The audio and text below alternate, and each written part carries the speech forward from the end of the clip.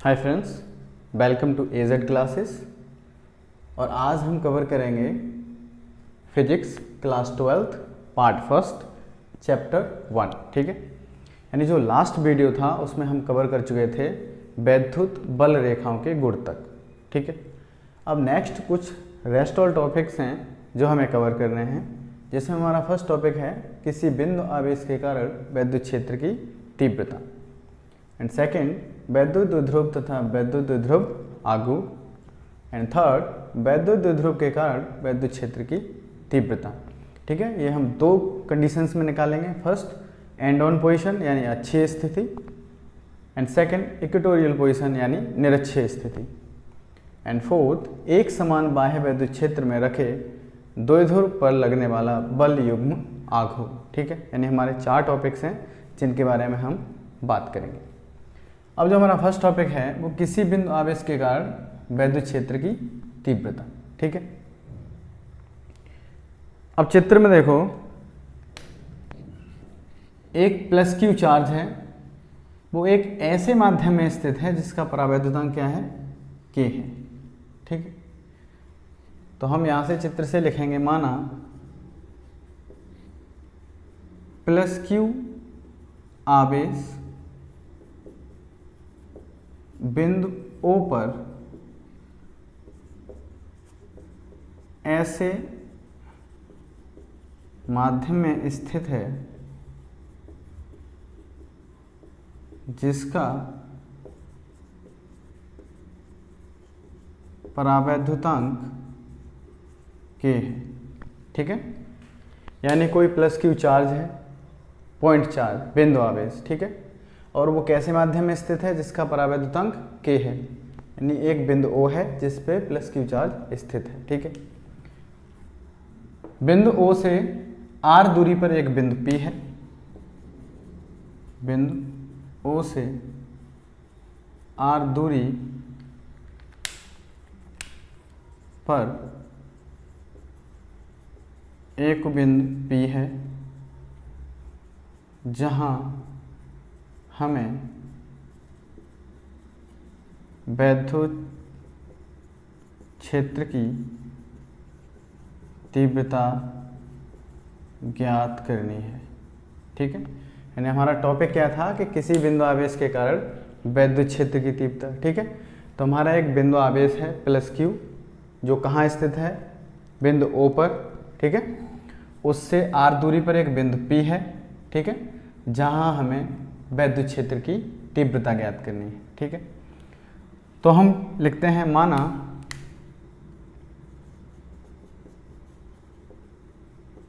बिंदु P पर एक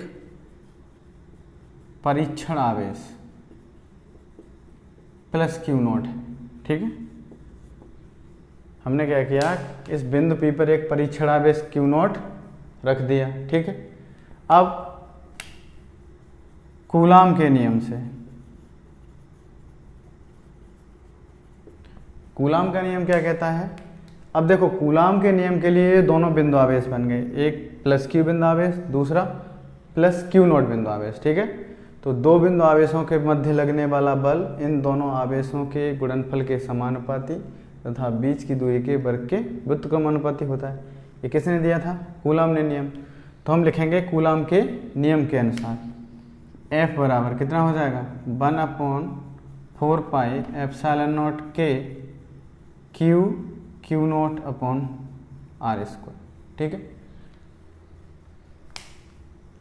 अब जो बल लग रहा है वो निकल के आया हमारा 1/4 पाई एप्सिलॉन नॉट के Q not upon R square. ठीक है, हम जानते हैं E बराबर F अपॉन क्यू नॉट।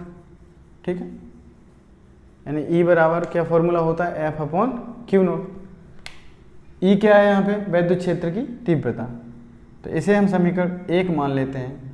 तो इस समीकरण 1 में हम, यानी E है ये, तो समीकरण 1 से इस समीकरण में F का मान रखें। तो E बराबर F की जगह ये रखो, तो 1/4 पाई एप्सिलॉन नॉट के Q not upon R square, ठीक है, अपॉन क्यू नॉट, ठीक है। मैंने आपको बताया था फर्स्ट और फोर्थ का एंड सेकंड और थर्ड का मल्टीप्लाई हो जाता है, ठीक है। तो देखो ये ऊपर पहुंच जाएगा और ये आपस में मल्टीप्लाई हो जाएगा, तो क्यू नॉट से क्यू नॉट कट जाएगा, यानी ई बराबर हमारा फॉर्मूला आ गया 1/4 पाई एप्सिलॉन नॉट के क्यू अपॉन आर स्क्वायर, ठीक है। ये आ गया हमारा किसी बिंदु आवेश के कारण विद्युत क्षेत्र की तीव्रता। यदि अब देखो यदि निर्वात हो, क्या हो, निर्वात हो, तो के बराबर कितना ले लेते हैं हम 1, तो हमारा ई का फॉर्मूला निकल के आ जाएगा ई बराबर 1/4 pi epsilon naught Q upon R square, ठीक है। यानी किसी बिंदु आवेश के कारण विद्युत क्षेत्र की तीव्रता कितनी हो गई, ई बराबर 1/4 pi epsilon naught Q upon R square. अब देखो मैंने इस चित्र में आपको डायरेक्शन दिखा रखी है, ठीक है, यानी प्लस क्यू चार्ज से बाहर की ओर। अब दोनों चार्ज कैसे हैं, प्लस के हैं, तो प्लस प्लस एक दूसरे को क्या करते हैं, रिपेल करते हैं, प्रतिकर्षित करते हैं, ठीक है। तो जो इसकी डायरेक्शन होगी, बल की डायरेक्शन, वो कहाँ होगी, ओपी के अनुदेश। कहाँ पे, ओपी के अनुदेश, ठीक है, क्योंकि जो हमारा चार्ज है वो कैसा है, प्लस क्यू है। अगर प्लस क्यू जगह अगर यहाँ माइनस क्यू दे दिया जाए तो बल के परिमाण में कोई परिवर्तन नहीं होगा, ठीक है। परिमाण में परिवर्तन क्यों नहीं होगा, क्योंकि सिर्फ देखो प्लस क्यू चार्ज का परिमाण नहीं बदला है, क्या बदल दिया है, प्रकृति बदल दी है, ठीक है। पहले पॉजिटिव चार्ज था, अब नेगेटिव चार्ज कर दिया, ठीक है। डिस्टेंस में कोई बदलाव नहीं है, ठीक है। तो अब अगर प्लस क्यू चार्ज की जगह यहाँ माइनस क्यू चार्ज रख दिया जाता है तो लगने वाले बल की डायरेक्शन बदल जाएगी, ठीक है, क्योंकि एक माइनस का हो जाएगा, एक प्लस का हो जाएगा, और माइनस और प्लस एक दूसरे को क्या करते हैं, आकर्षित करते हैं। तो ये बल की डायरेक्शन है वो किधर हो जाएगी, पी ओ के अनुदेश, ठीक है, क्लियर।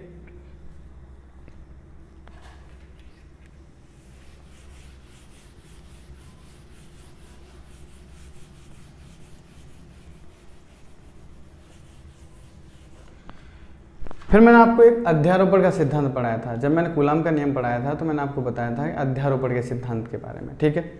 अब मैं आपको एक लाइन, जब विद्युत बल रेखाओं के बारे में पढ़ाया था तब बताया था कि जो विद्युत क्षेत्र है, विद्युत क्षेत्र की तीव्रता कैसी राशि है, सदिश राशि है, ठीक है, याद रखना, ठीक है। विद्युत क्षेत्र की तीव्रता कैसी राशि है, सदिश राशि है। अब हमारा फॉर्मूला निकल के आया ई बराबर 1/4 pi epsilon naught Q upon R square, ठीक है, यही निकला ना। डायरेक्शन कहाँ निकली थी, ओपी के अनुदेश,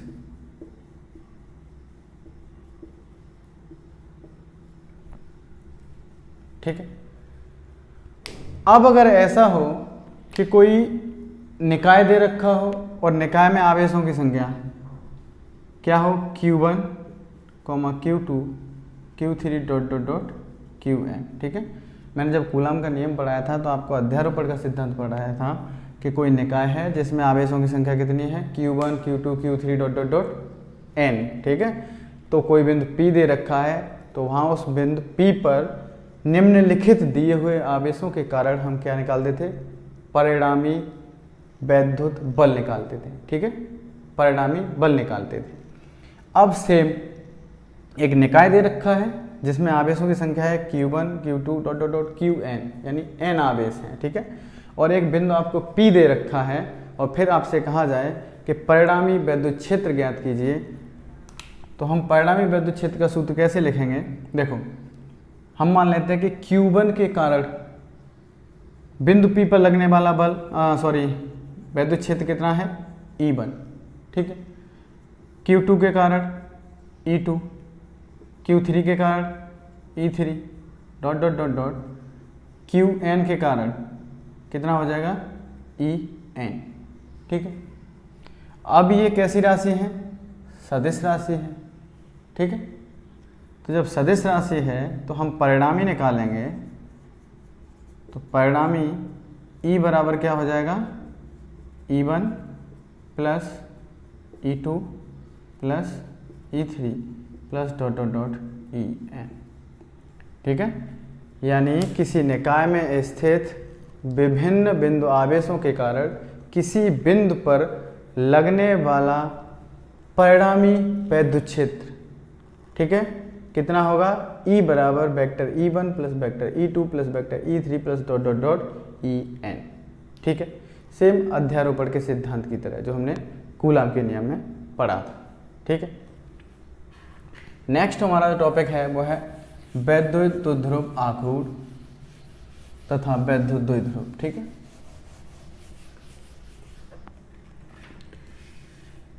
हमारा नेक्स्ट टॉपिक है वैद्युत द्विध्रुव तथा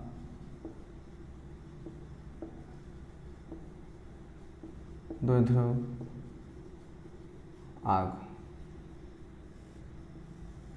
ठीक है, देखो वैद्युत द्विध्रुव आघूर्ण एक ऐसा निकाय है, क्या है, एक सिस्टम है, एक निकाय है। ठीक है, कैसा निकाय है, जिसमें एक माइनस क्यू आवेश और एक प्लस क्यू आवेश। ठीक है, मान लेते हैं ये A है और ये B है। तो वैद्युत द्विध्रुव की हम परिभाषा बनाएंगे कि वैद्युत द्विध्रुव एक ऐसा निकाय है जिसमें दो समान, किसमें, परिमाण में। ठीक है, यानी जिसमें दो समान तथा विपरीत प्रकृति के आवेश, ठीक है, यानी परिमाण में समान तथा प्रकृति में कैसे, असमान। तो हम बोलेंगे वैद्युत द्विध्रुव एक ऐसा निकाय है जिसमें दो समान तथा विपरीत प्रकृति के आवेश अल्प दूरी पर स्थित होते हैं। अल्प दूरी मान लेते हैं, इसके बीच की दूरी कितनी है, 2L। ठीक है, यानी अल्प दूरी है, अल्प का मतलब होता है थोड़ा सा, बहुत कम। ठीक है, अल्प दूरी पर स्थित होते हैं। तब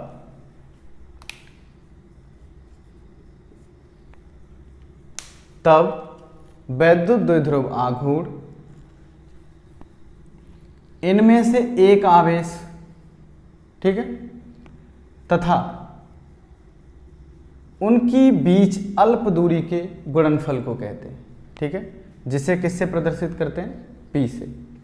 तुम्हारी परिभाषा बनी वैद्युत द्विध्रुव आघूर्ण एक ऐसा निकाय है जिसमें दो विपरीत प्रकृति के तथा समान परिमाण के आवेश अल्प दूरी पर स्थित होते हैं। ठीक है, वैद्युत द्विध्रुव आघूर्ण, ठीक है, उनमें से एक आवेश तथा बीच की अल्प दूरी के गुणनफल को कहते हैं। इसे किससे प्रदर्शित करते हैं, P से प्रदर्शित करते हैं। ठीक है, तो हम परिभाषा में लिखेंगे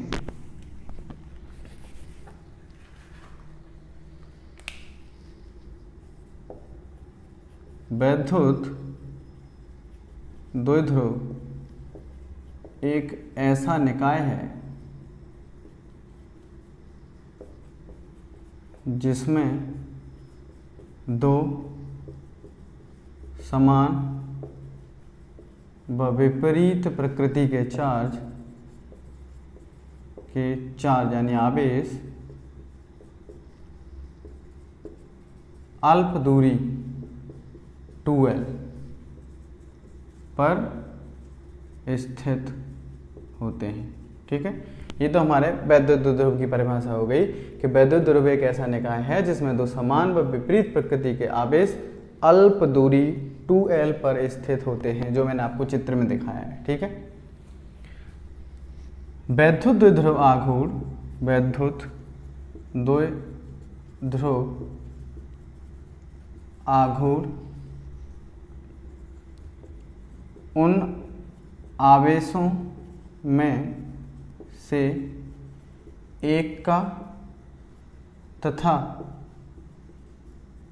अल्प दूरी के गुणनफल को कहते हैं।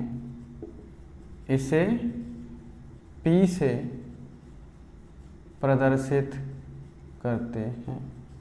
ठीक है, अब मैंने परिभाषा में बताया आपको वैद्युत द्विध्रुव आघूर्ण उन आवेशों में से एक का गुणन तथा अल्प दूरी के गुणनफल को कहते हैं।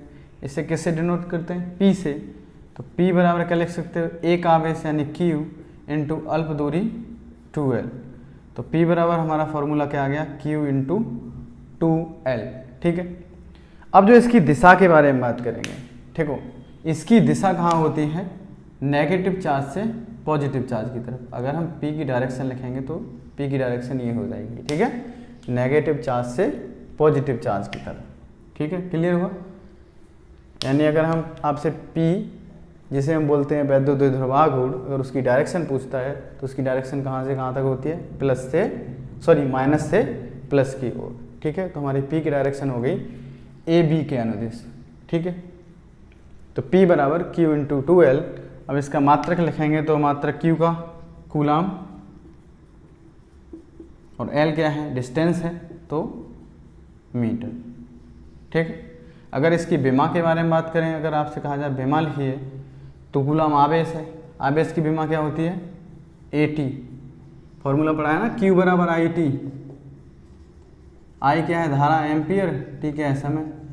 ठीक है, और मीटर L। ठीक है, तो विमा क्या हुई इसकी, ATL। ठीक है, अब देखो वैद्युत द्विध्रुव के बारे में बताया, फिर वैद्युत द्विध्रुव आघूर्ण के बारे में बताया, फिर मैंने आपको डायरेक्शन के बारे में बताया कि डायरेक्शन कहाँ होती है, माइनस से प्लस की ओर। ठीक है, फिर हमने इसका आपको मात्रक बताया, मात्रक के बाद इसकी विमा बताई। ठीक है, अब आज हमारा नेक्स्ट टॉपिक है, वो है वैद्युत द्विध्रुव के कारण वैद्युत क्षेत्र की तीव्रता। ठीक है, तो हमारी दो पोजीशन है, एक एंड ऑन पोजीशन और दूसरी इक्वेटोरियल पोजीशन। यानी एंड ऑन पोजीशन मीन्स अच्छी स्थिति में। ठीक है, तो देखो द्विध्रुव के बारे में बताया था मैंने। द्विध्रुव कैसे बनता है, नेगेटिव और पॉजिटिव चार्ज से मिलकर, जिनकी अल्प दूरी कितनी होती है, 2l। ठीक है, तो हमारा एक द्विध्रुव है। ठीक है, द्विध्रुव को हम नाम दे देते हैं A और B। ठीक है, माइनस Q और प्लस Q चार्ज से मिलकर बना है। इनके बीच की अल्प दूरी कितनी है, 2l। फिर क्या है इसका मध्य बिंदु, जो हमारा द्विध्रुव दे रखा है उसका मध्य बिंदु है O। ठीक है, जब ये मध्य बिंदु है तो AO डिस्टेंस कितनी हो जाएगी, L, और OB डिस्टेंस कितनी हो जाएगी, L।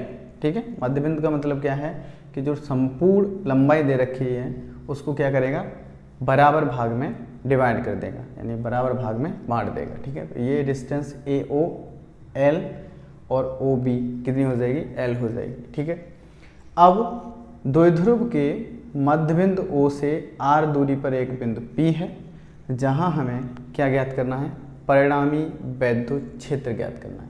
ठीक है, परिणामी वैद्युत क्षेत्र की तीव्रता ज्ञात करनी है। ठीक है, अब देखो मैं अभी चित्र में समझा देता हूं आपको कि प्लस Q चार्ज के कारण जो वैद्युत क्षेत्र की तीव्रता है बिंदु P पर, वो है कितनी, E1।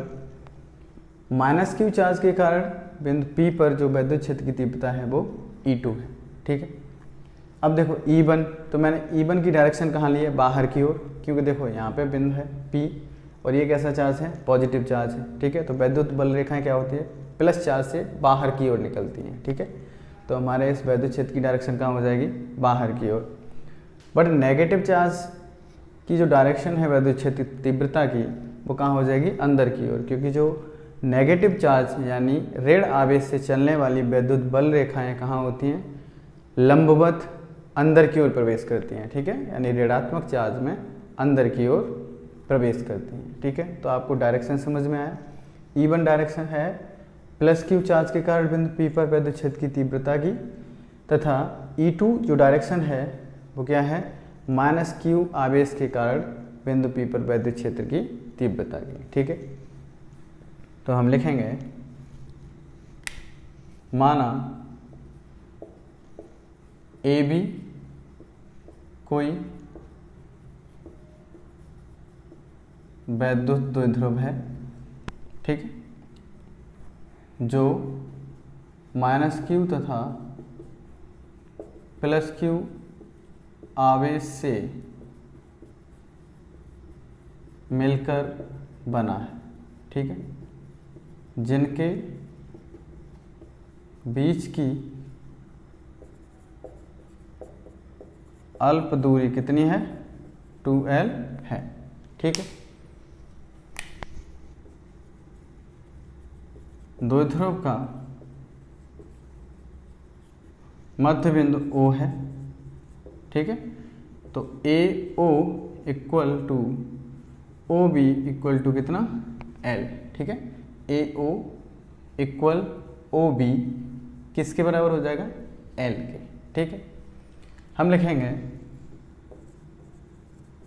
मध्य बिंदु ओ से आर दूरी पर एक बिंदु पी है जहां हमें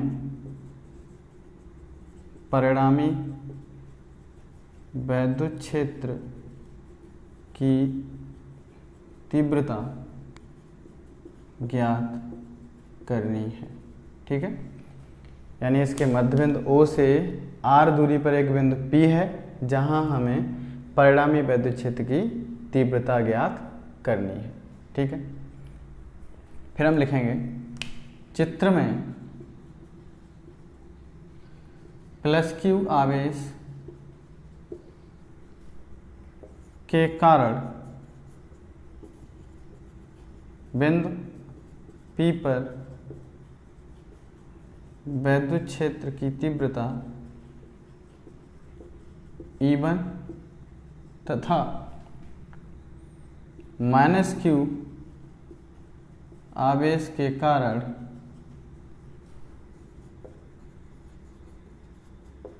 वैद्युत क्षेत्र की तीव्रता E2 है, ठीक है। यानी प्लस क्यू चार्ज के कारण E1, माइनस क्यू चार्ज के कारण E2, क्लियर हुआ। अब देखो हम लिखेंगे प्लस क्यू चार्ज के कारण, ठीक है। तो प्लस क्यू आवेश के कारण, ठीक है। तो E1 बराबर क्या हो जाएगा, 1/4πε0, ठीक है। प्लस क्यू चार्ज के कारण तो Q/R²। अब देखो बिंदु B से बिंदु P तक की डिस्टेंस कितनी है, ठीक है। देखो आपको ये टोटल डिस्टेंस कितनी दे रखी है, R, ठीक है। अगर R में से हम इतनी डिस्टेंस घटा दें तो हमें P भी निकल के आ जाएगा। यानी अगर R में से हम इतना यानी L को घटा दें तो हमें यहाँ से और यहाँ तक की दूरी मिल जाएगी, ठीक है। तो हम यहाँ लिख सकते हैं, क्या लिखेंगे, प्लस क्यू चार्ज से बिंदु P तक की दूरी कितनी है, PP², ठीक है, BP², ठीक है। अब देखो BP बराबर कितना हो जाएगा, तो BP बराबर क्या हो जाएगा, BP बराबर क्या हो जाएगा, ये हो जाएगा हमारा OP माइनस OB, ठीक है। यानी जो हमें BP चाहिए यानी प्लस क्यू चार्ज से बिंदु P तक की दूरी, तो अगर हम इस टोटल दूरी यानी यहाँ से और यहाँ तक की दूरी में से अगर OB को घटा देंगे तो हमें BP मिल जाएगा, ठीक है, हमें BP मिल जाएगा। तो BP बराबर देखो OP बराबर हमें कितना दे रखा है, OP बराबर कितना दे रखा है, R माइनस OB बराबर कितना दे रखा है, मैंने देखो बताया AO बराबर OB बराबर L, ठीक है। तो BP बराबर कितना आ गया हमारा, R माइनस L। तो हमारा फॉर्मूला आ गया 1/4πε0 Q/R माइनस L का स्क्वायर, ठीक। इसे हम मान लेते हैं इक्वेशन नंबर 1, ठीक है। यानी ये प्लस क्यू चार्ज के कारण बिंदु P पर वैद्युत क्षेत्र की तीव्रता निकल के आ गई, ठीक है। अब नेक्स्ट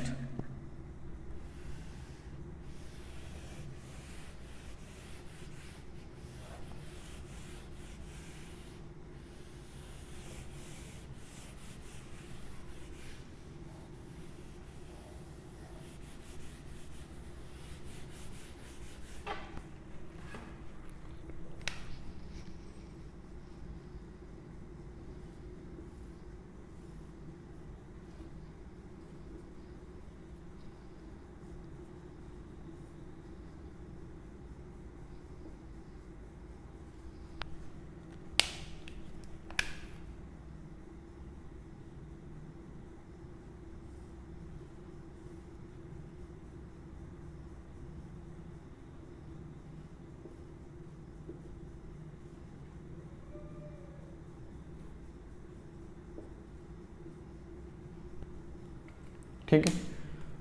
हमने बताया आपको कि माइनस क्यू चार्ज के कारण, ठीक है, माइनस क्यू चार्ज के कारण जो बिंदु P पर वैद्युत क्षेत्र की तीव्रता थी वो कितनी थी, E2 थी। तो हम लिखेंगे माइनस क्यू आवेश के कारण वैद्युत क्षेत्र की तीव्रता E2 बराबर, तो 1/4 pi epsilon naught Q upon R square, यानी माइनस क्यू चार्ज से बिंदु P तक की दूरी।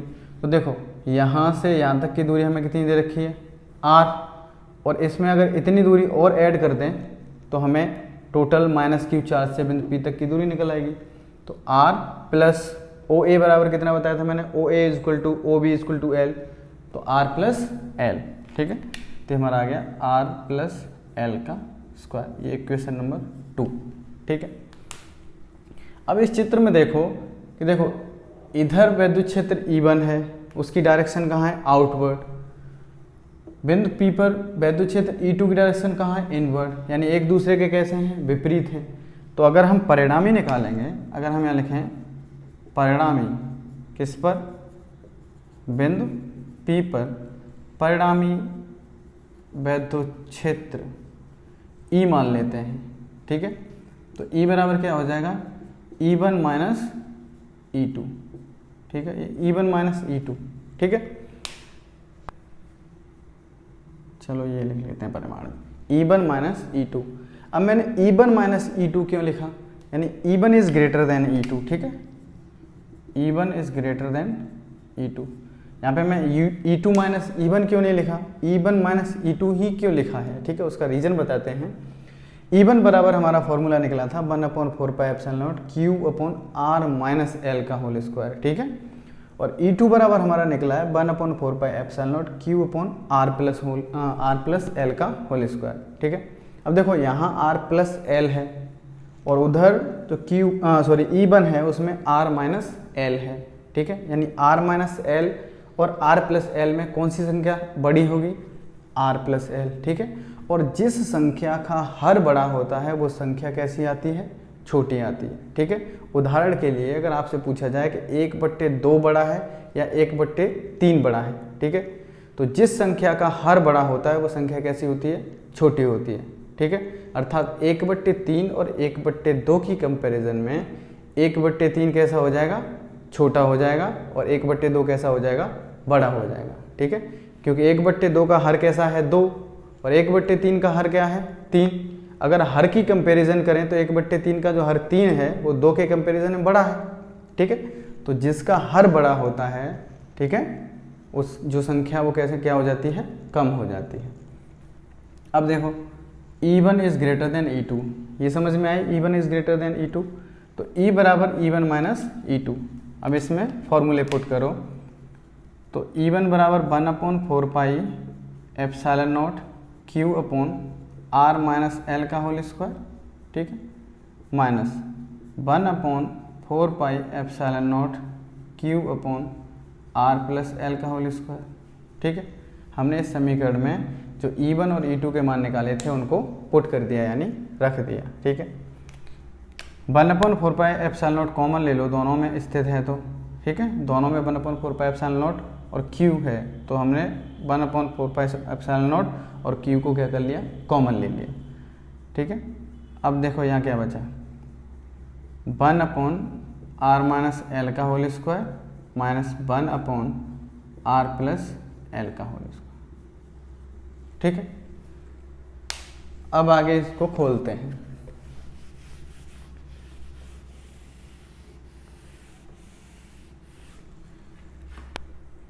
तो हमारा E बराबर Q upon 4 pi epsilon not.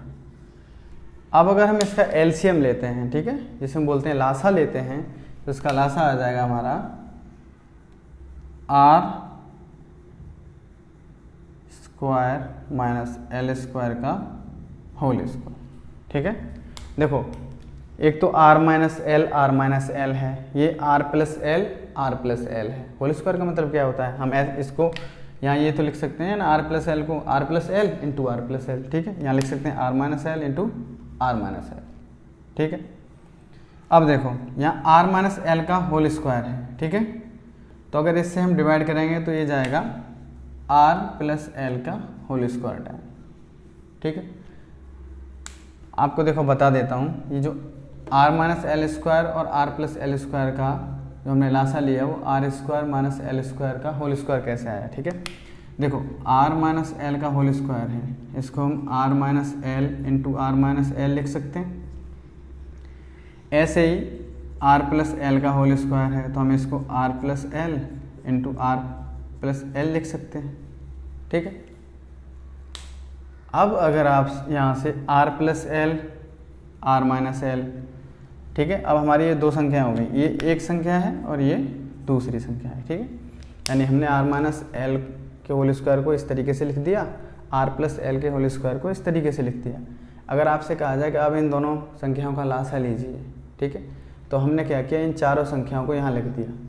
जब आप चारों संख्याओं को यहाँ लिख दोगे तो आर माइनस एल और आर प्लस एल क्या बन जाएगी, R square minus L square, यानी A plus B into A minus B equal to क्या होता था, A square minus B square, ठीक है। R minus L R plus L क्या बन जाएगी, A square minus B square वाला सूत्र क्या होता था, A plus B into A minus B, तो ये भी बन जाएगी R square minus L square. अब दोनों संख्याएं R square minus L square बन गई तो हम यहाँ लिख सकते हैं R square minus L square का होल स्क्वायर। ये क्लियर हुआ, मैंने आपको एलसीएम कहाँ से लिया वो बता दिया, ठीक है।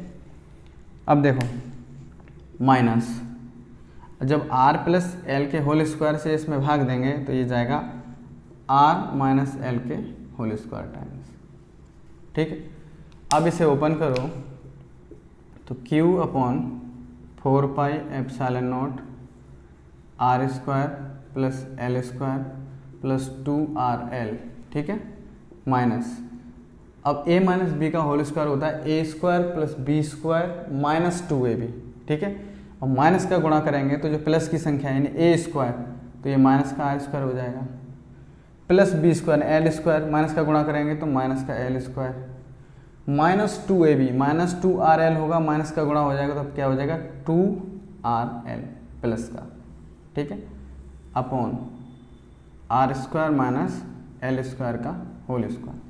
देखो ये चीज़ मैंने एक साथ खोल दी है, अगर आपके नहीं समझ में आता तो मैं इसको, ठीक है, आपको खोल के बता दूंगा, ठीक है।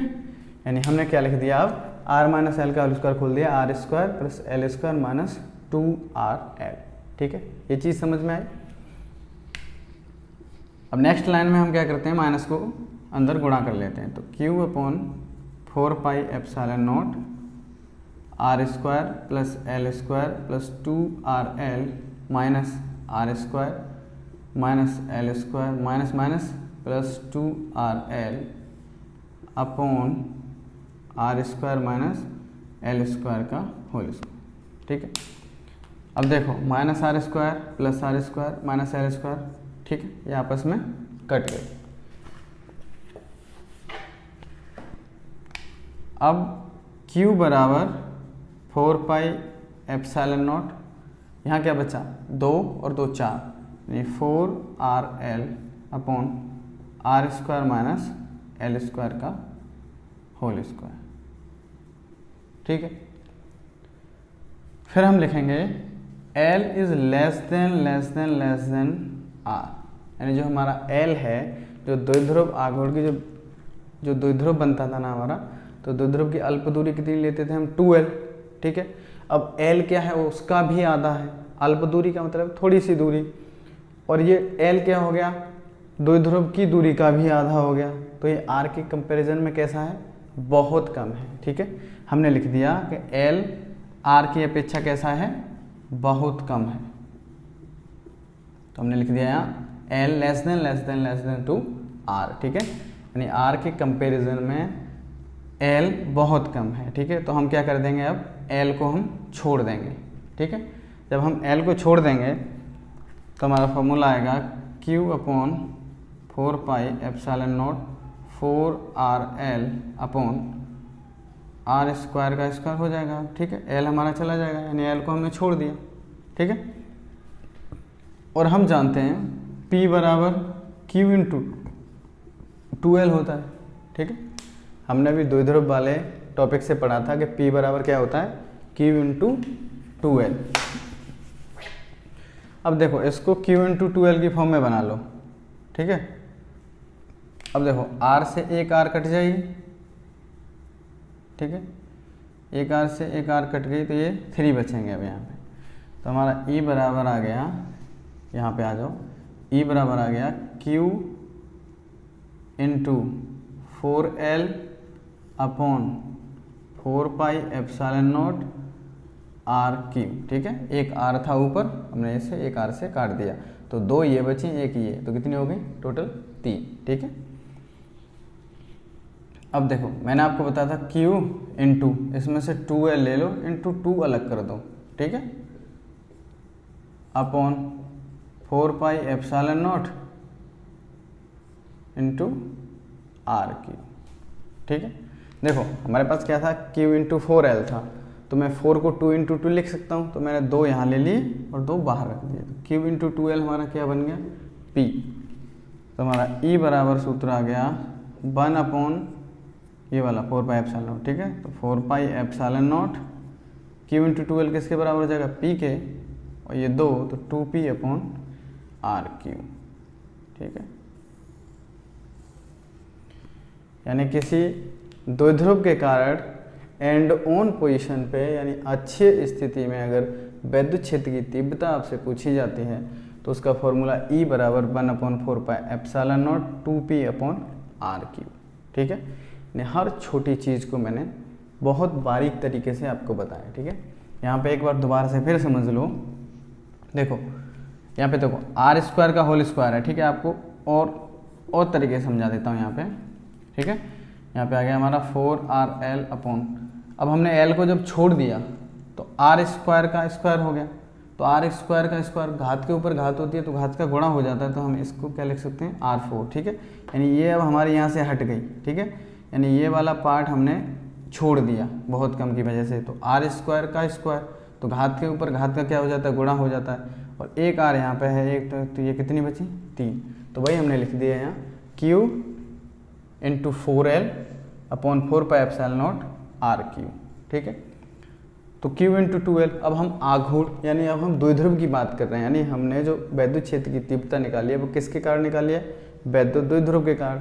तो वैद्युत द्विध्रुव का जो आघूर्ण होता है वो पार्ट इसमें यूज होना चाहिए, ठीक है। तो वैद्युत द्विध्रुव का आघूर्ण हमारा क्या होता है P बराबर Q इंटू 2L, तो हमने इसको Q इंटू 4L को Q इंटू 2L के पदों में तोड़ लिया, ठीक है। तो 4 को हमने लिख दिया 2 इंटू 2, ठीक है। तो ये क्या हो जाता है P, तो हमने लिख दिया E बराबर 1/4πε0 2P अपॉन RQ, ठीक है। अब नेक्स्ट बात करेंगे इक्वेटोरियल पोजीशन की, ठीक है। तो अभी हमने रिसेंटली पढ़ा एंड ओशन पोजीशन के बारे में, एंड ऑन पोजीशन मतलब अच्छी स्थिति के बारे में, ठीक है।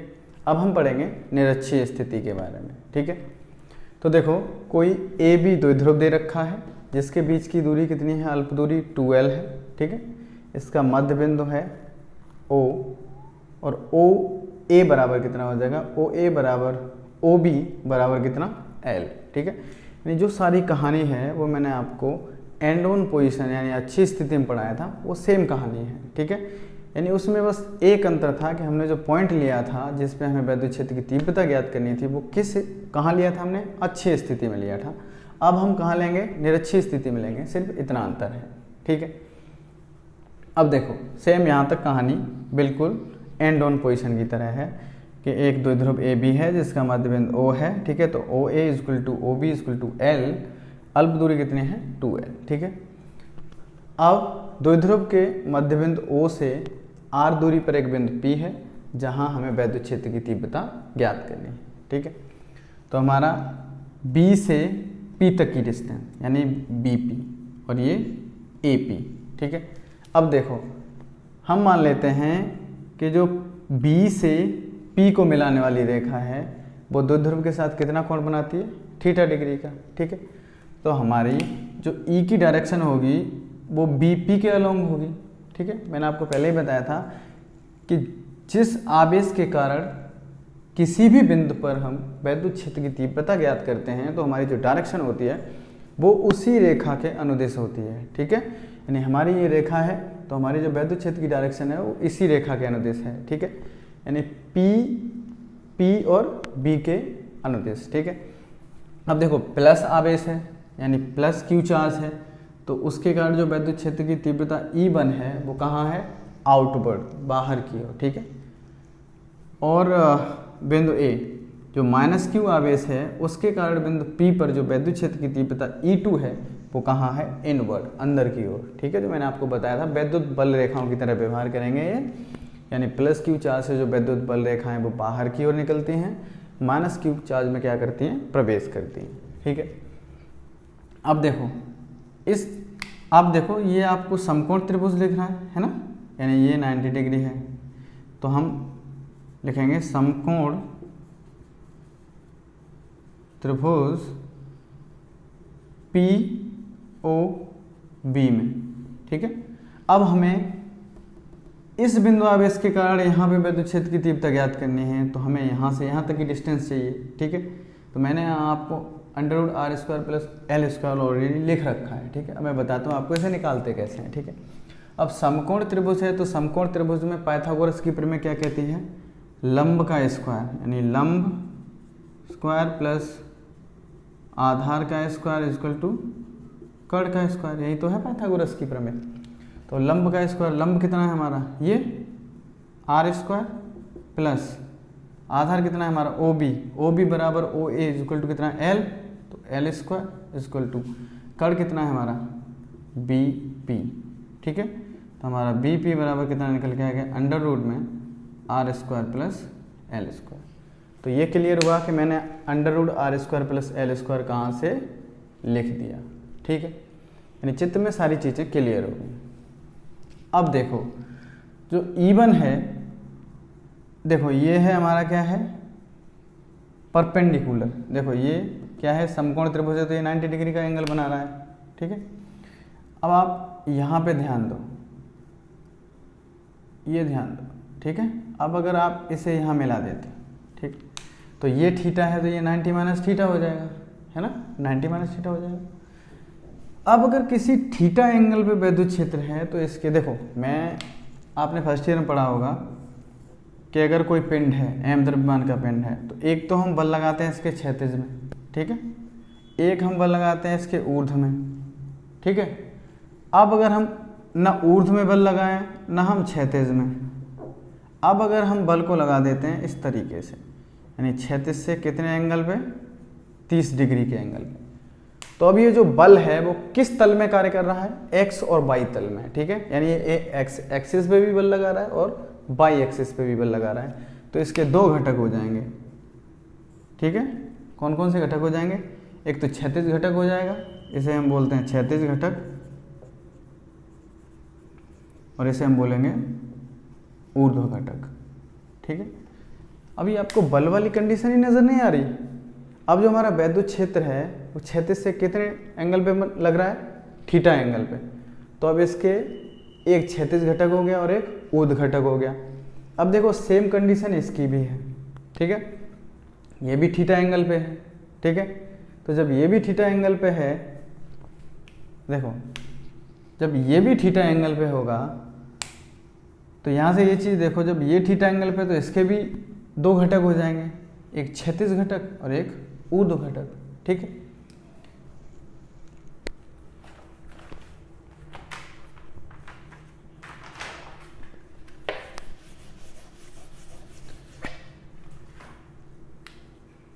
अब अगर मैं आपको ये चीज़ यहाँ, ठीक है, चित्र बना के समझा लेते हैं। अब इस चीज़ को मैं आपको एक बड़े से चित्र में लिख लेता हूँ, ठीक है। मैंने क्या किया, ये हमारी डायरेक्शन हो गई, ठीक है, ये x एक्सिस हो गया, ये y एक्सिस हो गया, ये -x एक्सिस हो गया, ये -y एक्सिस हो गया, ठीक है। अब जो हमारा E1 है वो E1 की डायरेक्शन ये है, ठीक है, ये E1 है थीटा डिग्री एंगल पे, ठीक है। पहले E1 के बारे में बात करते हैं। जब E1 हमारा थीटा डिग्री एंगल पे तो इसके दो घटक हो जाएंगे, ठीक है। कौन कौन सा, एक तो ये क्षैतिज घटक हो जाएगा और एक ऊर्ध्व घटक हो जाएगा, ठीक है। तो ऊर्ध्व घटक इसका हो जाएगा E1 साइन थीटा और क्षैतिज घटक हो जाएगा E2 कॉस थीटा, ठीक है। ये चीज़ मैं आपको समझा देता, बट ये आपने फर्स्ट ईयर में पढ़ी होगी, ठीक है। तो हमेशा देखो मेन चीज़ अब ये याद रखना कि अगर हमें किसी बल या वैद्युत क्षेत्र या किसी के भी अगर घटक लिखने हैं, क्षैतिज और ऊर्ध्व घटक, तो ऊर्ध्व घटक ई साइन थीटा या उस पर्टिकुलर वर्ड के साथ, जैसे अगर बल ले रहे हैं तो आप एफ साइन थीटा हो जाएगा, ठीक है, या वैद्युत क्षेत्र ले रहे हैं तो हम ई साइन थीटा हो गया, तो ये ई वन साइन थीटा और क्षैतिज घटक हो जाएगा उसका ई टू कॉस थीटा, ठीक है। अब आ जाओ आप ई टू पे, सॉरी ये ई वन का है तो ई वन का क्षैतिज घटक होगा, ठीक है। अब हम बात करते हैं ई टू की, तो हमारा ई टू इस तरीके से है, ठीक है। तो ई टू के भी दो घटक होंगे, एक ऊर्ध्व घटक और एक क्षैतिज घटक। अब देखो ये ई टू किस तल में चल रहा है, माइनस बाई और माइनस एक्स तल में, तो इसके जो घटक होंगे वो माइनस बाई और माइनस एक्स ही तल में होंगे, ठीक है। तो ये इसका हो जाएगा ई टू साइन थीटा और माइनस एक्स तल में हो जाएगा इसका ई टू कॉस थीटा, ठीक है। ये चीज़ समझ में आई। सबसे पहले मैंने आपको ई वन बताया, ई वन हमारा किस तल में कार्य कर रहा है, एक तो बाई में और एक माइनस एक्स में, तो हमने उसके जो घटक लिए वो ई वन साइन थीटा बाई में पॉजिटिव आया और ये नेगेटिव की तरफ क्योंकि माइनस एक्स एक्सिस में है, ठीक है। फिर हमने ई टू की बात की, तो ई टू हमारा किस तल में है, माइनस बाई और माइनस एक्स तल में, ठीक है। तो देखो इसका जो क्षैतिज घटक है वो ई वन कॉस थीटा हो गया और जो ऊर्ध्व घटक है वो ई टू साइन थीटा हो गया, ठीक है। ये चीज़ क्लियर हुई। अब अगर आपसे ई की बात की जाए तो देखो ई वन कॉस थीटा और ई टू कॉस थीटा ये दोनों किस में है, एक सेम डायरेक्शन में है, ठीक है। और यहाँ देखो E two sine theta E one sine theta, अगर आप ई वन बराबर लिखोगे तो क्या लिखोगे, 1/4 pi epsilon naught Q upon R square, यानी आर स्क्वायर, ठीक है। अब देखो दोनों कंडीशन में आर सेम है, जब ये भी सेम, जब ई वन सेम आएगा साइन थीटा ऑलरेडी सेम है, ई टू भी सेम आएगा साइन थीटा ऑलरेडी सेम है, दोनों की डायरेक्शन कैसी है, विपरीत डायरेक्शन है, तो ये एक दूसरे को क्या कर देंगे, निरस्त कर देंगे, ठीक है। अगर आप ई वन का मान लिखना चाहते हो तो ई वन बराबर क्या लिखोगे, ई वन बराबर क्या लिखोगे, 1/4 pi epsilon naught Q upon R square. E two बराबर क्या लिखोगे, 1/4 pi epsilon naught Q upon R square, ठीक है। आर दोनों आपस में बराबर हैं, परिमाण में आवेश दोनों बराबर हैं, तो ई वन और ई टू यहाँ बराबर हो जाएंगे, तो ये दोनों बराबर परिमाण के वैद्युत क्षेत्र हो गए। डायरेक्शन कैसी है, विपरीत हैं, एक नीचे जा रहा है माइनस बाई तल में, दूसरा कहाँ जा रहा है, प्लस बाई तल में, तो ये एक दूसरे को क्या कर देंगे, निरस्त कर देंगे। ये क्लियर हुआ। अब जो हमारा वैद्युत क्षेत्र परिणामी जो वैद्युत क्षेत्र निकलेगा वो किसके कारण निकलेगा, क्षैतिज घटक के कारण। क्यों, क्योंकि देखो ई वन के कारण जो क्षैतिज घटक है वो माइनस एक्स तल में है, कितना, ई वन कोस थीटा, और ई टू के कारण भी जो वैद्युत क्षेत्र का क्षैतिज घटक है वो कहाँ है, ई टू कोस थीटा, किस डायरेक्शन में, माइनस एक्स में। तो अगर आपसे परिणामी वैद्युत क्षेत्र की तीव्रता निकाली जाए तो ई बराबर क्या लिख दोगे, E two cos theta plus E one cos theta, ठीक है। अब देखो मैंने आपको ये क्या चीज़ें थी, ये दो ध्रुव है, ए बी, मध्य बिंदु ओ है, ये सारी चीज़ें मैंने आपको लास्ट वीडियो में बताई थी, या मैंने लास्ट टॉपिक में भी बताई थी, किस में, एंड ऑन पोजीशन वाले में, ठीक है। तो अब ये चीज़ें हम सारी नहीं लिखेंगे, ठीक है। अब हम लिखेंगे कि ई वन तथा ई टू क्रमशः प्लस क्यू तथा माइनस क्यू आवेश के कारण तीव्रताएं हैं, ठीक है। अब मैंने आपको ये चीज़ तो बता दी कि ई वन साइन थीटा और ई टू साइन थीटा एक दूसरे को क्या कर देंगे, निरस्त कर देंगे। क्यों कर देंगे ये आपको मैंने अभी थोड़ी देर पहले बहुत बताया, ठीक है। अभी हमारे ई वन और ई टू तीव्रताएं हो गई, ठीक है। तो हम ई वन बराबर ई वन कॉस थीटा है, ठीक है। तो ई वन कॉस थीटा है, इसको नहीं, ई वन बराबर लिखेंगे हम, तो ई वन बराबर क्या होगा, 1/4 pi epsilon naught Q upon R square plus L square का होल स्क्वायर, ठीक है। ये कितना है, अंडर रूट में है, ठीक है। तो अंडर रूट से स्क्वायर हट जाएगा तो हो जाएगा ई वन बराबर 1/4 pi epsilon naught Q upon R square plus L square. Equation number first मान लो इसे, ठीक है। अब यहाँ से हम E2 निकालेंगे, तो E2 बराबर क्या हो जाएगा 1/4 pi epsilon naught Q upon R square plus L square का अंडर रूट का होल स्क्वायर, ठीक है, क्योंकि डिस्टेंस दोनों समान है। तो ये हो जाएगा E2 बराबर हमारा आ जाएगा 1/4 pi epsilon naught Q upon R square plus L square, ठीक है। यानी ये हमारे समीकरण 1 और समीकरण 2 निकल आए कि वैद्युत क्षेत्र E1 क्या है और वैद्युत क्षेत्र E2 क्या है, ठीक है। अब अगर आपसे कहा जाए कि परिणामी वैद्युत क्षेत्र निकालिए बिंदु P पर, तो आप परिणामी कैसे लिखोगे? हम लिखेंगे परिणामी क्षेत्र E बराबर कितना E1 cos theta plus E2 cos theta. यानी हमने क्या किए, इस E1 और E2 के जो क्षैतिज घटक हैं वो परिणामी वैद्युत क्षेत्र प्रदर्शित करेंगे, ठीक है। तो अब इसमें E1 और E2 के मान रख दो। अब अगर आप इसमें E1 और E2 के मान रखोगे तो E1 बराबर 1/4 pi epsilon naught Q upon R square plus L square, ठीक है, cos theta plus 1/4 pi epsilon naught Q upon R square plus L square cos theta, ठीक। यानी E1 और E2 के मान अभी आपको मैंने निकाल के दिखाए थे, उनको हमने क्या कर दिया, इस समीकरण में पुट कर दिया, ठीक है।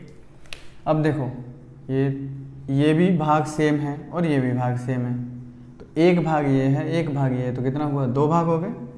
तो हो गया हमारा 1/4 pi epsilon naught 2Q cos theta upon R square plus L square, ठीक है। अब हमें सारी चीज़ दे रखी है, बट एक ये चीज़ है जो हमें ज्ञात नहीं है, ठीक है। अब हम इस समकोण त्रिभुज में आ जाओ, तो हम लिखेंगे समकोण त्रिभुज POB में, ठीक है, cos थीटा बराबर, आपने पढ़ा होगा ना लाल बट्टे का LAL बट्टे KA साइन cos tan। तो हमें cos थीटा बराबर निकालना है, तो आधार बट्टे कर्ण, आधार क्या है इसका L बट्टे कर्ण क्या है under root R square plus L square, ठीक है। अब cos थीटा का मान यहाँ पे पुट कर दो। जब इसमें cos थीटा का मान पुट करोगे आप, तो देखो समीकरण आ जाएगा हमारा E बराबर 1/4 pi epsilon naught 2Q into cos theta की जगह रखोगे L upon under root R square plus L square, ठीक है, अपॉन कितना है R square plus L square upon 1, ठीक है। तो मैंने आपको बताया था पहले और चौथे का और दूसरे और तीसरे का, पहले और चौथे और दूसरे और तीसरे का आप गुणा करोगे तो ये देखो, तो E बराबर आ जाएगा 1/4 पाई एप्सिलॉन नॉट, ठीक है, 2QL। आपने पढ़ा था P बराबर Q इंटू 2L, तो यही है ना, P बराबर Q इंटू 2L। तो हम क्या रख देंगे इसे P अपॉन, अब देखो एक हमारी घात क्या है अंडर रूट में R square plus L square, ठीक है, और एक है R square plus L square, ठीक है। यानी एक तो एक घात है और एक कितनी है 1/2, तो 1.5 कितना हो जाएगा 3/2 यानी 1.5। तो E बराबर कितना हो गया 1/4 pi epsilon naught P upon R square plus L square पे कितना 3/2, ठीक है, एक ये है आधा ये है, तो कितना हो जाएगा 3/2, ठीक है। अब हम वही लिखेंगे सेम कहानी, L is less than R, यानी जो L है हमारा वो R की कंपैरिजन में कैसा है, बहुत कम है। तो हम क्या करेंगे L को छोड़ने पर, जब आप L को छोड़ दोगे तो E बराबर 1/4 pi epsilon naught P upon R square की पावर 3/2, ठीक है, 2 से 2 कट जाएगा। तो E बराबर फॉर्मूला कितना आ गया 1/4 pi epsilon naught P upon R cube, ठीक है। यानी हमारा एंड ऑन पोजीशन में फॉर्मूला क्या निकला था, E बराबर 1/4πε0 2p/r³। इक्वेटोरियल पोजीशन अर्थात निरक्षीय स्थिति में क्या फॉर्मूला निकला, E बराबर 1/4πε0 p/r³। ठीक है, थोड़ा सा कन्फ्यूजन है बस 2p और p का, ठीक है, तो ये याद रखना। अब आपसे अच्छी और निरक्षीय स्थिति में शायद ही ये कभी पूछेगा, ठीक है, बट अगर आपसे बहुविकल्पी क्वेश्चन में पूछता है तो बहुविकल्पी क्वेश्चन में एक चीज़ पूछता है, क्या पूछेगा कि अगर कोई आपको बिंदु आवेश दे रखा है तब वैद्युत क्षेत्र की जो तीव्रता है वो डायरेक्टली प्रोपोर्शनल होती है 1/r²। ठीक है, और अगर कोई द्विध्रुव दे रखा है, ये कब है, जब कोई पॉइंट चार्ज या बिंदु आवेश दे रखा है, बिंदु आवेश दे रखा है तब E क्या होता है, इन्वर्सली प्रोपोर्शनल बोल सकते हैं आप, ठीक है, 1/r² के। और अगर आपको द्विध्रुव दे रखा है तब E 1/r³, ठीक है, क्योंकि फॉर्मूला क्या निकला था 1/4πε0 2p/r³, किसके लिए, एंड ऑन पोजीशन के लिए। इक्वेटोरियल पोजीशन के लिए क्या निकला था, E बराबर 1/4πε0 p/r³, तो क्या हो गया, r³ के इन्वर्सली प्रोपोर्शनल हो गया। ठीक है, तो ये चीज़ कभी कभी आपसे 1 नंबर में पूछ ली जाती है। ठीक है, तो अब हम बात करेंगे नेक्स्ट टॉपिक के बारे में, जो है हमारा एक समान बाह्य वैद्युत क्षेत्र में रखे द्विध्रुव पर लगने वाला बल युग्मांक। ठीक है, अब देखो चित्र में आपको एक समान वैद्युत क्षेत्र दिखाया गया है E। ठीक है, ये जो आपको डॉटेड लाइन दिखाई गई हैं वो क्या है, वैद्युत बल रेखाएं हैं। ठीक है, और एक कोई द्विध्रुव है, वो उस वैद्युत क्षेत्र में कितने एंगल पे रखा है, हमने थीटा एंगल बनाते हुए हमने वैद्युत क्षेत्र में रख दिया है। ठीक है, तो आप देखेंगे कि इस पर एक बल युग्म कार्य करने लगेगा, और वो बल युग्म क्या करेगा, इसको इस वैद्युत क्षेत्र की ही दिशा में संरेखित करने का प्रयत्न करेगा।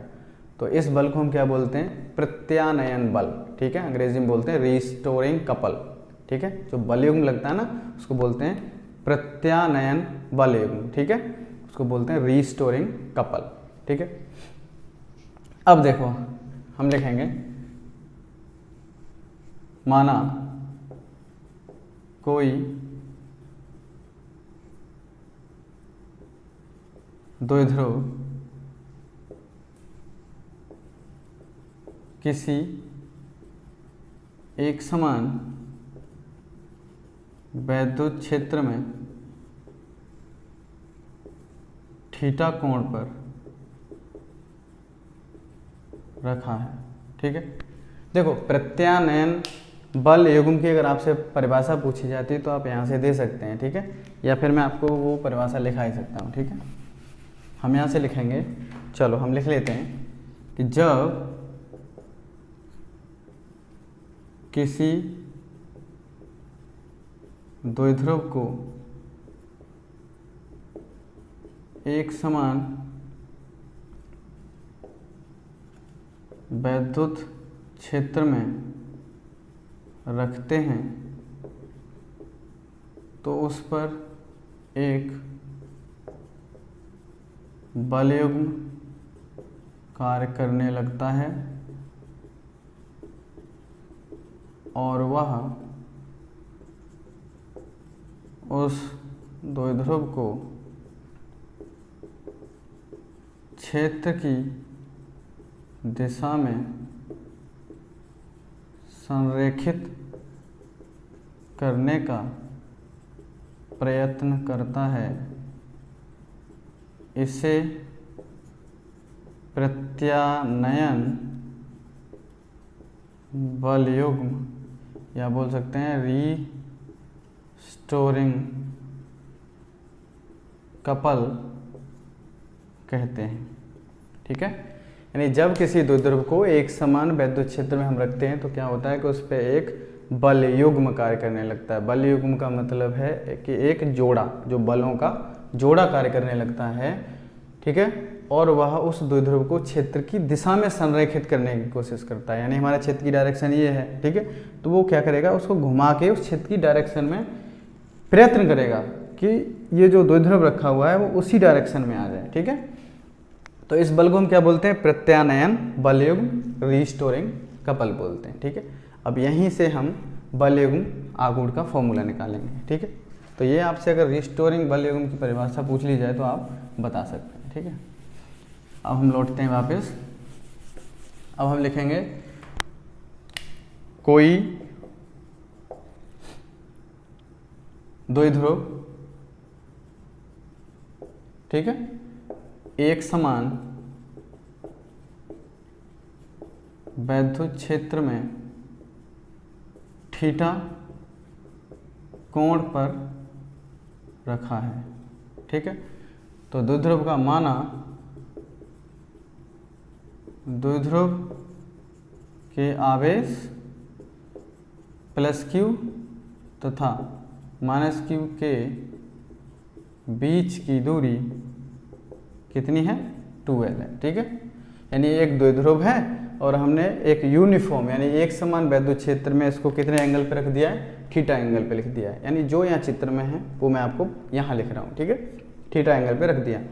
तो प्लस क्यू और माइनस क्यू चार्ज से मिलकर क्या बना होता है, द्विध्रुव बना होता है। तो दोनों के बीच की दूरी, अल्प दूरी कितनी है, 2L है। ये क्लियर हुआ, ठीक है। तब वैद्युत क्षेत्र के कारण प्लस क्यू आवेश पर लगने वाला बल F बराबर QE से निकालते हैं, ठीक है, वाले बल की दिशा क्षेत्र के अनुदिश, ठीक है। यानी जो प्लस क्यू चार्ज पे इस एक समान वैद्युत क्षेत्र के कारण जो बल लगेगा उसकी दिशा कहाँ होगी, उस वैद्युत क्षेत्र के अनुदिश, क्योंकि प्लस क्यू चार्ज है और प्लस क्यू चार्ज से वैद्युत बल रेखाएं बाहर की ओर निकलती हैं, अर्थात प्रतिकर्षण होता है, ठीक है, आउटवर्ड हो जाएगा क्षेत्र के अनुदिश। तथा माइनस क्यू आवेश पर बल क्षेत्र वैद्युत क्षेत्र के विपरीत दिशा में होगा, ठीक है। तो अब जो हमारा चित्र में था क्या डायरेक्शन था वो हमने यहाँ थ्योरी में लिख लिया कि जो हमारा वैद्युत बल प्लस क्यू चार्ज पे होगा, जो इस वैद्युत क्षेत्र के कारण जो लगेगा उसकी डायरेक्शन कहाँ होगी, वैद्युत क्षेत्र की ही दिशा में। तथा अगर नेगेटिव चार्ज है तो कहाँ हो जाएगी, इस क्षेत्र के विपरीत दिशा में, ठीक है। यानी एक बल इधर खींचेगा और एक बल इधर खींचेगा, ठीक है, इस तरीके से खींचेंगे एक दूसरे को, ठीक है। जब किसी चीज़ को एक दूसरे को इस तरीके से खींचेंगे और एक थीटा एंगल पे खड़ी हुई तो क्या होगा, एक स्थिति में क्या हो जाएगी, वो इसी की दिशा में आने का प्रयत्न करना शुरू कर देगी, ठीक है। अब हमने इनके बारे में बात कर लिया, ठीक है, विपरीत दिशा में होगा, ठीक है। अब जो मैंने परिभाषा बताई आपको, अब ये बल क्या करेंगे, फिर हम लिखेंगे ये बल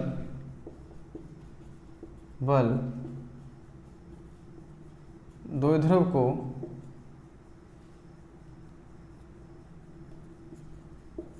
क्षेत्र की दिशा में संरेखित करने का प्रयास करेंगे। इसे ही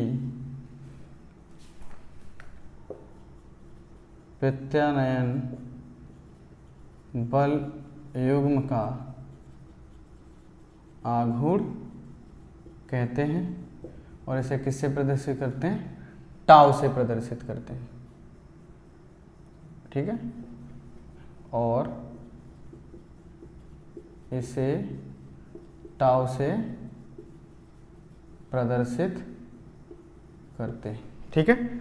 यानी ये परिभाषा टोटल थ्योरी हो गई, ठीक है। यानी जो बल है वो इसको संरेखित करने की कोशिश करेगा, उसे ही हम क्या बोलेंगे, प्रत्यानयन बल युग्म का आघूर्ण। इसे किससे प्रदर्शित करते हैं, टाउ से प्रदर्शित करते हैं, ठीक है। और टाउ बराबर क्या होता है, टाउ बराबर हमारा फॉर्मूला होता है एक बल इंटू, देखो टाउ बराबर क्या होता है, एक बल इंटू दोनों बलों की क्रिया रेखाओं के बीच की लंबवत दूरी, ठीक है। तो एक बल हमारा कितना F, मान लेते एक बल F है, इनटू दोनों बलों के बीच की लंबवत दूरी। तो देखो दोनों बल की क्रिया रेखाएं ये हैं, तो इनके बीच की लंबवत दूरी कौन सी हो गई, ये हो गई लंबवत दूरी, ठीक है।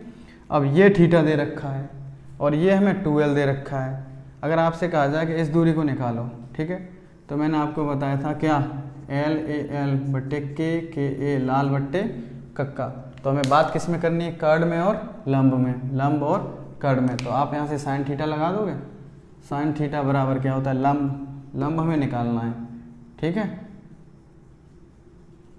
बट्टे कर्ण, कर्ण कितना है 2L, तो लंब बराबर कितना हो गया हमारा 2L साइन थीटा, ठीक है। तो ये डिस्टेंस हमारी कितनी आ गई 2L साइन थीटा, ठीक है। तो हम लिखेंगे टाउ बराबर एक बल इंटू दोनों बलों की क्रिया रेखाओं के बीच की लंबवत दूरी, यानी दोनों बलों की क्रिया रेखाएं हैं, इनके बीच की लंबवत दूरी ये है, जो कि कितनी है 2L साइन थीटा। तो रख दो 2L साइन थीटा, ठीक है। F बराबर क्या होता है QE, तो Q into E into 2L sine theta, ठीक है। अब देखो E को यहाँ ले जाओ, इंटू Q इंटू 2L को यहाँ ले आओ, Q इंटू 2L, ठीक है, इंटू साइन थीटा। अब देखो Q इंटू 2L क्या होता है P। देखो अगर यहाँ पे किसकी बात हो रही है, द्विध्रुव की, तो द्विध्रुव का आघूर्ण तो आना ही चाहिए उसमें, ठीक है, हमें आघूर्ण के पदों में ही बनाना है। तो इसको क्या बोलेंगे P, क्योंकि हम पढ़े हैं P बराबर Q इंटू 2L, ठीक है। तो E बराबर इंटू ये हो जाएगा P साइन थीटा, तो टाउ बराबर हो गया E क्रॉस P, ठीक है। टाउ बराबर क्या आ गया E क्रॉस P, सदिश गुणन, ठीक है। टाउ क्या हो गई है, यहाँ से एक सदिश राशि हो गई, ठीक है। टाउ बराबर आ गया E क्रॉस P, या टाउ बराबर PE साइन थीटा, ठीक है। अब यहाँ पे आपको कंडीशन बता देता हूँ, ठीक है।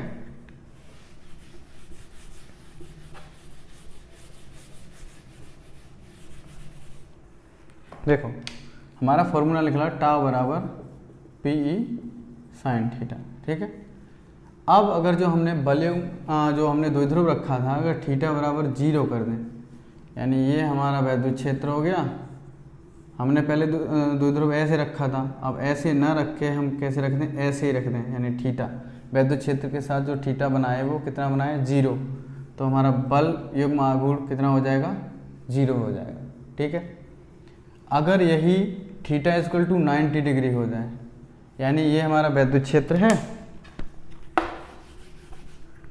ये हमारा वैद्युत क्षेत्र हो गया, ठीक है। और हमने क्या किया, द्विध्रुव को इस तरीके से रख दिया, इस तरीके से रख दिया, तो थीटा बराबर कितना हो गया 90। तो टाउ बराबर क्या होता है PE sine theta, sine theta का मान 90 मैक्सिमम होता है, तो ये टाउ मैक्स आ जाएगा, मैक्सिमम बराबर PE साइन थीटा का मान कितना हो गया 1, साइन 90 का मान कितना हो गया 1, तो टाउ मैक्स बराबर कितना हो गया PE, ठीक है। यहाँ से P बराबर निकालेंगे तो हम हो जाएगा टाउ मैक्स अपॉन E, ठीक है। अब एक कंडीशन ये आती है कि यदि हम द्विध्रुव आघूर्ण को इसकी दिशा के विपरीत रख दें। देखो द्विध्रुव आघूर्ण को मैंने आप ये है -Q और +Q, डायरेक्शन कहाँ होती है इसकी ये, ठीक है, यानी माइनस से +Q। अब हम क्या करें, इसको ऐसे पलट के रख दें विपरीत डायरेक्शन में, ठीक है। कैसे रखेंगे, इस तरीके से, ये आपका वैद्युत क्षेत्र हो गया और आपने क्या किया, इसको इस तरीके से रख दिया, ये प्लस रख दिया और ये माइनस रख दिया, ठीक है। तो अब इसकी डायरेक्शन क्या हो गई, ये हो गई P की डायरेक्शन और ये है E की डायरेक्शन। मैं वही तो कह रहा हूँ आपसे कि हम यूनिफॉर्म यानी एक समान वैद्युत क्षेत्र की अगर विपरीत दिशा में रख दें तो हमारा थीटा का मान कितना हो जाएगा 180, ठीक है 180 हो जाएगा, तब भी हमारा टाउ कितना लगेगा 0 लगेगा, ठीक है। और नेक्स्ट क्लास में इसके हम अंक के उदाहरण यानी न्यूमेरिकल क्वेश्चंस के बारे में पढ़ेंगे, ठीक है।